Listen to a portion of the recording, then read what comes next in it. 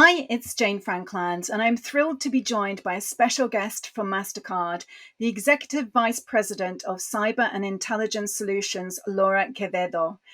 Laura, it is an absolute pleasure to have you here, and I know you're going to shed light on the crucial topic of securing trust in the digital economy. So welcome. Thank you. I'm very happy to be here. Amazing. I'm so looking forward to talking to you. Now, for years, I have been absolutely concerned about how trust is being eroded as the digital landscape evolves at an incredible speed. You know, it's almost like it's gone from 0 to 60 in the last year alone. And interestingly, this year, global leaders gathered together at the World Economic Forum's annual meeting in Davos to discuss how to rebuild trust and foster global solidarity. So, with trust playing such a pivotal role, I have to start by asking you, how is Mastercard approaching the challenge of building and maintaining trust in the digital economy? Well, Jane, you're absolutely right. Trust is the key. And that is at the very heart of the digital economy, where you really need to understand who is the person at the other end of an interaction. Now, whether it's physical or it's digital, trust depends on a number of factors. Specifically how much we know about a person and whether we know if they really are who they say they are. Digital trust is really all about enabling people to be able to identify themselves in a way that's convenient and secure and frictionless, seamless.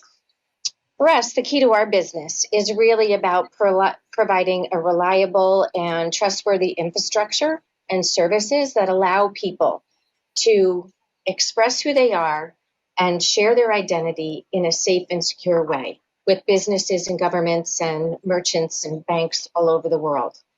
We have a long history of developing trusted technology solutions that really have revolutionized both life and work. And that's why we're known as one of the most trusted technology providers in the world.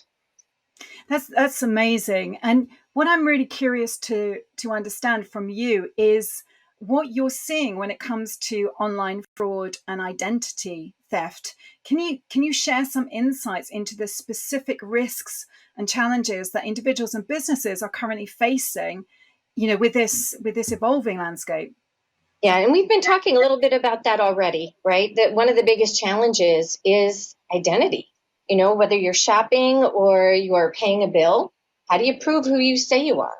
And how do you do that in a seamless, frictionless, and, way that doesn't include frustration? I think we've all been in that situation where we've had to answer dozens of security questions and, are they capitals? Are they not capitals? I mean, the frustration is there. One-time passwords, all of that. But identity fraud itself is a huge problem. As a matter of fact, in 2022, it accounted for $43 billion in fraud losses globally, which is a really astronomical number when you think about it. So digital identity and digital identity solutions are really critical to helping resolve the identity fraud issue, and things like biometrics really help in that space. I think the other really important area where we're seeing quite a bit of challenge is when it comes to scams. That's one of those things that has been really rapidly emerging over the last several years. And, unfortunately, while we have artificial intelligence to help us provide services and enhance our capabilities, criminals have AI too. And that has really, really made a big impact and brought scams to a whole new level. We see it in the news all the time. But we're seeing that they are so sophisticated that it's becoming very difficult to fight against them. In particular, we see that criminals are focused on real-time payments quite a bit. I guess, primarily because the funds are real-time and you get access to that cash right away. So it makes it especially an attractive area. We're seeing quite a bit of fraud emerge in areas like India and Brazil, where real-time payments are really quite pervasive. When it comes to real-time payments, or what we refer to as authorized pushed payments, in 2022, we saw $13 billion in fraud globally. Now, these are 22 numbers. It's a little early to have all of the details on 2023 yet, but certainly expect to see those numbers on identity fraud as well as APP fraud go up. Yeah, I mean, I'm just looking at my notes down here. I think I read somewhere the other day that where they said that between 2022 and 2023, suddenly when it came to deep fakes, they'd grown 3,000%, and that is it's incredibly concerning. And obviously, we had not too long ago the situation that many people might have read about in Hong Kong with, was it 25 million US dollars that was actually transferred, I think, in multiple ways.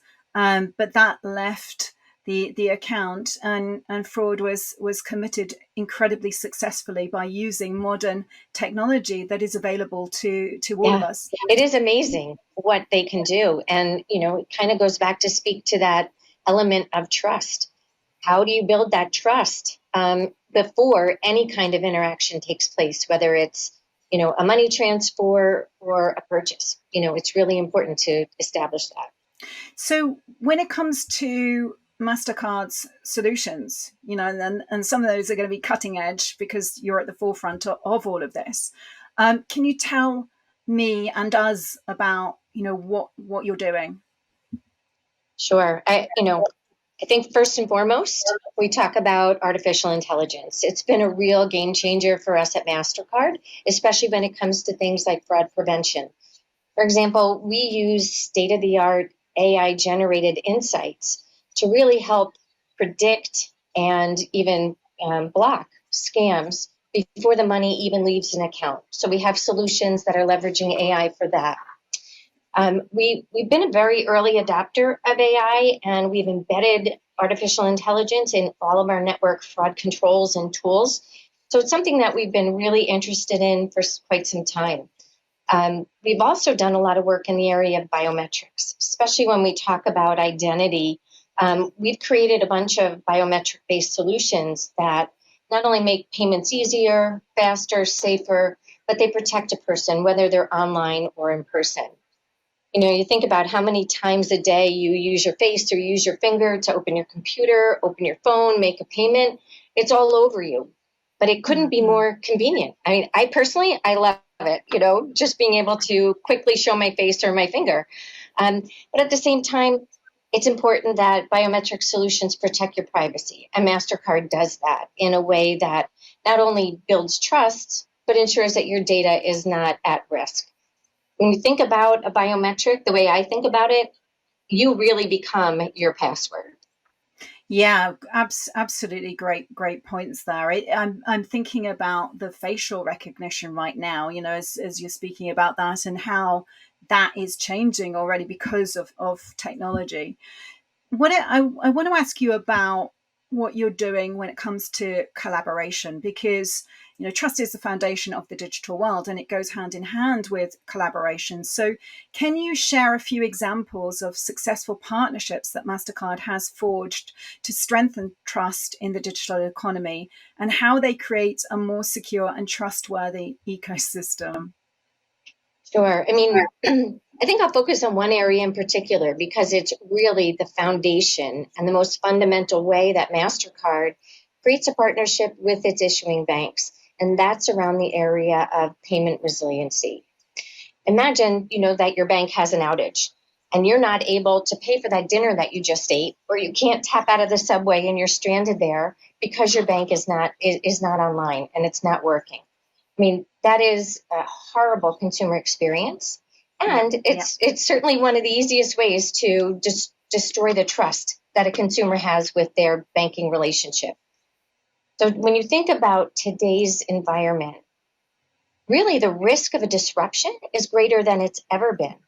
Yeah. You think about all of the cyber attacks that occur globally, ransomware attacks. You think about how interconnected institutions are with third-party vendors. One vendor could go down and take the whole bunch, out of service. And unfortunately, you even have to think about situations like war or a physical attack that unfortunately is not very far-fetched in today's world. And I think that's really interesting because having so much market share and that responsibility really forces you to innovate. You've got to stay ahead of the curve with so much reliance, on what you're Yes. doing. Payment resiliency is an area where MasterCard has really invested quite a bit in the last several years. And we have really leveraged things like artificial intelligence and different capabilities and new technologies to ensure that we can address all of the threats that are out there today. So what do you see, down the pipeline, Laura? Looking ahead. I mean, you've spoken about AI, a little bit. What do you see for the future in terms of securing trust in the digital economy? What trends or technologies really excite you? Yeah, well, of course, I think we have to say that AI is really the most exciting area right now.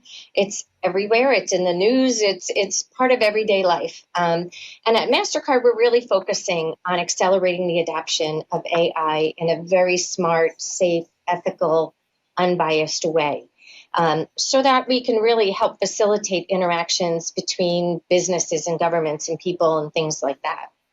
You know, as the technology evolves, MasterCard will evolve with that technology. And we honestly believe that there are so many use cases, not just within our products and services, but within payments overall. So we plan on doing, our work with AI is always thinking about, how do we leverage technology in the most responsible way? Thinking about something like Gen AI, still very uncharted waters. There's still a lot to learn about it and how to use it in an ethical way. So it's something that MasterCard is still in the process of evaluating. But it's really important that investing in AI be done and be done now. Over the last 5 years, MasterCard has invested more than $7 billion in AI and cyber technology. And it's something that we continue to invest in. We've created 4 different global AI and cybersecurity centers around the world. And we're actively partnering with both governments as well as different academic institutions. For example, we are partnered with the Rochester Institute of Technology, MIT, Oxford, just to throw some names around there. But we're working with them to curate information and documentation on how to educate the next generation of data scientists. What do they need to know? Where should they be focused? And this is for data science as well as cybersecurity. So we're doing a lot in those areas. And not only is it very exciting, to think about what AI will promise in the future, but it's also very exciting to be part of this industry right now and part of MasterCard, who is leading the way in innovative technology in these areas. And there's a lot more ahead of us in the payments system. I completely agree. It's such an exciting time. I think particularly if you like innovation, if that excites you, and obviously in the world of cybersecurity, it's all about that. The technology doesn't stand still, so we're always evolving. So you've got to have that attitude. That's amazing. That's so interesting. Now, Laura, is there anything else that you want to leave us with, in terms of digital trust and MasterCard? I think, what I really want you to take away from this conversation is that MasterCard as a technology company is investing heavily in technology for the future that will not only help from a payments industry perspective, but will help to protect and keep safe all of the players in payments.